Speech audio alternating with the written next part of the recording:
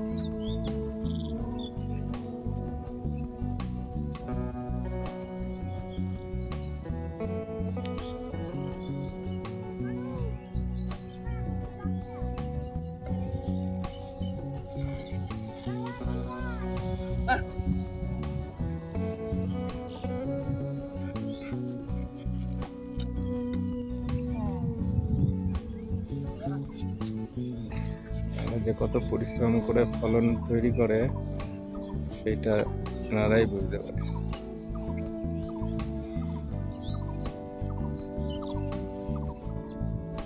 কারণ এরকম চাষ তো দেখা যায় না, এখন তো সব ট্রাক্টরেই চাষ করে। কারণ এই নাঙ্গল ধান খায় তো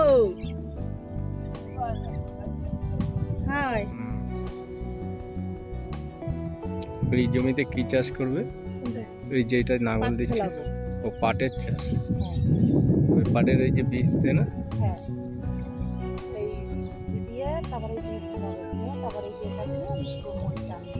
সমান করে দেবে।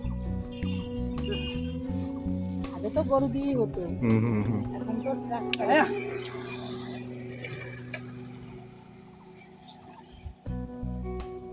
এতে খাটনিটা বেশি হয়, খাটনি বেশি হলেও চাষটা ভালো হয়। এই পাট ক মাস পরে উঠবে?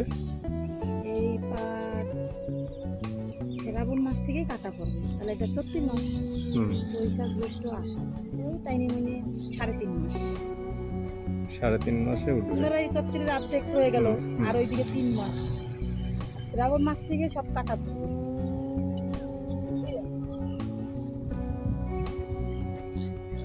বর্ষার আগে আগে, তাই তো?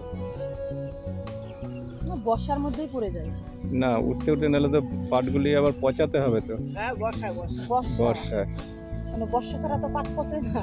না, মানে জানি যারা আষাঢ় মাসে কাটা বলতে শ্রাবণ। আমি তো শ্রাবণ পেয়েছি, আরো 1 মাস আগে বলছি। এখানে কয় বিঘা জমি? এখানে আছে 10 কাঠা, আর এই যে ধান করেছি ওইখানে আছে পুরো 15 কাঠা।